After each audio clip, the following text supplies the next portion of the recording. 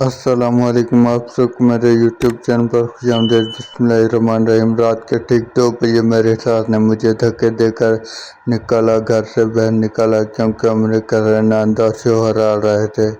میرا کمرہ انہیں دینا تھا۔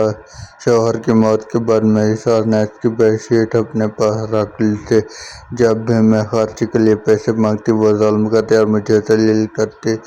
روتی ہوئی میں گاؤں والے گھر گئی۔ ایک رات پانی پینے کے لیے میری رونق اٹھ گئی تھی۔ الماری کے اندر سے کسی عورت کے رونے کی آواز آئی۔ ڈرتے ڈرتے میں نے الماری کھولی تو روکتے کھڑے ہو گئے۔ میرا نام مہوش ہے۔ میری شادی کو 5 سال ہوئے تھے کہ ایک سڑک حادثے نے میری پوری دنیا برباد کر دی۔ میرے شوہر یا سرکاری ملازم تھے۔ ان کی اچانک موت کے بعد میں نے سوچا پینشن کا سہارا بنے گا، مگر ایسا کچھ نہیں ہوا۔ میری ساس نے شروع سے ہی تمام کاغذات اپنے قبضے میں لے لیے تھے۔ بینک کا ATM کارڈ، پینشن فائل اور دوسرے ضروری دستاویزات بھی ان کے پاس تھے۔ وہ ہر مہینے پینشن خود نکالتی تھی۔ جب میں خرچ کے لیے چند ہزار روپے مانگتے تو مجھے ایسے دیکھتی جیسے میں کوئی بھکاری ہوں۔ وہ ہمیشہ کہتی یہ پیسے ان کے بیٹے کی کمائی ہے، میرا حق نہیں ہے۔ میں جانتی تھی قانون اس بات کی اجازت نہیں دیتا، مگر میرے پاس نہ پیسے تھے، نہ سہارا، نہ کوئی مددگار تھا۔ میرے سسر کا انتقال کئی سال پہلے ہو چکا تھا۔ گھر میں صرف میری ساس، نند ثانیہ اور میں رہتے تھے۔ ثانیہ کی شادی کے بعد اپنے شوہر کے ساتھ امریکہ منتقل ہو گئی تھی۔ سال میں ایک بار چند ہفتوں کے لیے پاکستان آتی تھی اور آتے ہی گھر کا ماحول مزید خراب ہو جاتا تھا۔ اسے شروع سے ہی مجھ سے بہت زیادہ نفرت تھی اور بعض یہ کہتے اگر یہاں سے زندہ ہوتے تو اپنی ماں کو کبھی تکلیف نہ ہونے دیتے، مگر تم ان کے مرنے کے بعد بھی پیسوں پر نظر جمائے بیٹھی ہو۔ میں خاموش رہتی کیونکہ میرے پاس جواب دینے کی ہمت نہیں تھی۔ ایک رات تقریباً 3 بجے میری نیند زور زور سے دروازہ پیٹنے کی آواز سے اچانک کھلی۔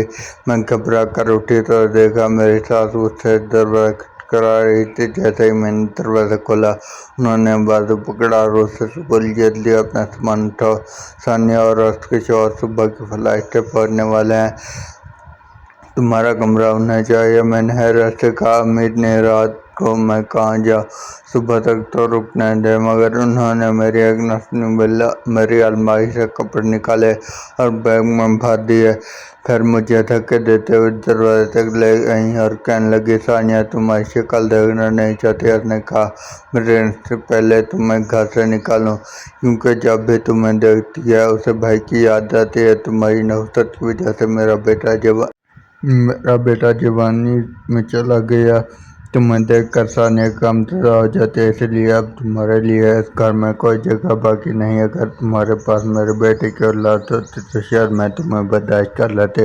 یہاں تم ایک وارث بھی نہیں دے پائی جس کے سہارے میں اپنا بڑھاپا آرام سے گزار لیتی۔ میں روتی رہی، منتیں کرتی رہی، مگر ان کے دل پر کوئی اثر نہیں ہوا۔ انہوں نے دروازہ میرے منہ پر بند کیا۔ اس وقت میرے پاس صرف ایک بیگ، موبائل اور چند روپے تھے۔ سڑک پر مکمل خاموشی چھائی ہوئی تھی۔ کافی دیر تک ایک بینچ پر بیٹھی روتی رہی، پھر اچانک مجھے یہ عصر کی ایک بات یاد آ گئی جو انہوں نے شادی کے بعد کہی تھی۔ شادی کے بعد ایک بار وہ مجھے اپنے آبائی گاؤں لے گئے تھے۔ وہاں ان کا پرانا گھر کئی برسوں سے بند تھا۔ انہوں نے ہنستے ہوئے کہا تھا اگر کبھی زندگی میں تمہیں کہیں پناہ نہ ملے تو اس گھر کی چابی محفوظ رکھنا۔ وہ چابی آج بھی میرے پاس میں موجود تھی۔ شاید یاسر کو اندازہ تھا کہ ایک دن واقعی مجھے ضرورت پڑے گی۔ صبح ہوتے ہی میں بس میں بیٹھ کر گاؤں روانہ ہو گئی۔ تقریباً 4 گھنٹے بعد میں وہاں پہنچی۔ گھر کافی عرصے سے بند پڑا تھا، دروازے پر گرد جمی ہوئی تھی اور سائڈ میں کافی گھاس ہو گئی تھی۔ آس پاس کے چند پڑوسی مجھے دیکھ کر حیران ہو گئے۔ انہوں نے بتایا کہ مہینے سے اس گھر میں کوئی بھی نہیں آیا۔ میں نے گھر کی صفائی شروع کر دی اور شام تک ایک کمرہ رہنے کے قابل بنا لیا تھا۔ रात को पहली बार मुझे सुकून का एहसास हुआ। अगरचे घर पुराना था मगर कम अज कम कोई मुझे दलील करने वाला मौजूद नहीं था। मैंने जैसा खाना खाया और थकन की वजह से जल्द सो गई। आधी रात के करीब मेरी आंख प्यास की वजह से खुली। मैं पानी पीने के लिए किचन की तरफ जा रही थी कि अचानक मुझे हल्के से सिसकी सुनाई दी। पहले मुझे लगा शायद ये मेरा वहम है। मैं रुक गई। चंद लम्हे खामोशी रही, फिर दोबारा रोने जैसी आवाज़ आई। मेरे दिल की धड़कन तेज हो गई। मैंने पूरे घर में नजर दौड़ाई, हर तरफ मुकम्मल खामोशी छाई हुई थी। मैं वापस कमरे में आ गई मगर चंद सेकंड बाद फिर वही सिसकी दोबारा सुनाई दी। इस बार आवाज़ बिल्कुल मेरे कमरे की लकड़ी वाली पुरानी अलमारी की तरफ से आ रही थी। मेरे हाथ कांपने लगे। मैंने खुद को समझाने की कोशिश की, शायद कोई बिल्ली अंदर फंस गई हो, हवा की वजह से आवाज़ आ रही हो। मैंने मोबाइल की लाइट जलाई और ऐसा अलमारी के करीब पहुंच गई थी। आवाज़ मध्यम हो चुकी थी। ऐसा लग रहा था जैसे कोई खौफ से सांस रोकने की कोशिश कर रहा हो। मैंने हिम्मत करके अलमारी का हैंडल पकड़ा और रास्ता दरवाज़ा खोला। दरवाज़ा खुलते ही सामने 20-22 साल की लड़की टुकड़ी बैठी थी। उसके कपड़े फटे हुए थे, चेहरे पर खराशी थी। वो खौफ से बुरी तरह कांप रही थी। मुझे देखते ही वो चेखने लगी, बराह करम मुझे इस आदमी के बारे में मत करना, वो मुझे मार डालेगा। भले ही मुझे बचा ले। मैं चंद लम्हों के लिए बिल्कुल साकित रह गई। मुझे यकीन ही नहीं होता कि मार बंद पड़े। इस घर की अलमारी में एक जिंदा लड़की छुपी हुई थी। मैंने फौरन उसे पानी दिया और उसे सुकून देने की कोशिश की। इसकी हालत ऐसी थी कि मुसलसल दरवाजे की तरफ देख रही थी, जैसे कोई भी लम्हे अंदर आ जाएगा। मैंने लड़की को पानी पिलाया। उसके हाथ बुरी तरह कांप रहे थे। वो बार बार दरवाजे की तरफ देख रही थी। मैंने नरमी से पूछा, तुम कौन हो, यहाँ कैसे पहुंची हो? उसने गहरा सांस लिया। अगर बोलने की हिम्मत न हुई। चंद मिनट बाद इसने ऐसा आवाज़ में कहा, मेरा नाम मिनाल है। 3 दिन पहले मैं कॉलेज से घर जा रही थी। रास्ते में एक सफ़ेद वैन मेरे करीब आकर अचानक रुकी।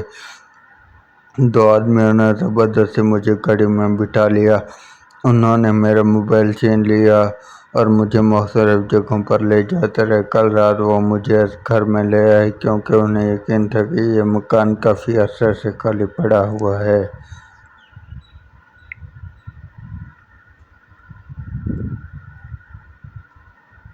वो दोनों आपस में बात कर रहे थे कि 2-3 दिन बाद मुझे दूसरे शहर मुंतकिल कर देंगे। आज रात एक आदमी खाना लेने बैठ गया तो दूसरे ने शराब पी रखी थी। मैंने मौका देकर भाग कर एक कमरे में आई। मुझे अलमारी खुली नजर आई तो मैं अंदर छुप कर बैठ गई। मैं डर रही थी कि अगर बाहर निकली तो वो दोबारा मुझे पकड़ लेगा। इसकी बात सुनकर मेरे जिस्म में सनसनी दौड़ गई। मैंने फौरन घर के तमाम दरवाजे और खिड़कियाँ अंदर से बंद कर दी। फिर अपने मोबाइल से पुलिस को फ़ोन किया। मैंने पूरी सूरत हाल बताई तो पुलिस ने कहा, हम फौरन पहुँच रहे हैं। अब किसी बार दरवाज़ा न खोलना। चंद ही मिनट गुजरे कि शहर में किसी की चिल्लने की आवाज़ सुनाई दी। मिनाल खौफ से मेरा हाथ पकड़ कर बैठ गई। फिर किसी ने पूरी ताकत से दरवाज़ा पीटना शुरू कर दिया। बाहर से आवाज़ आई, दरवाज़ा खोलो, मुझे मालूम है वो लड़की अंदर है।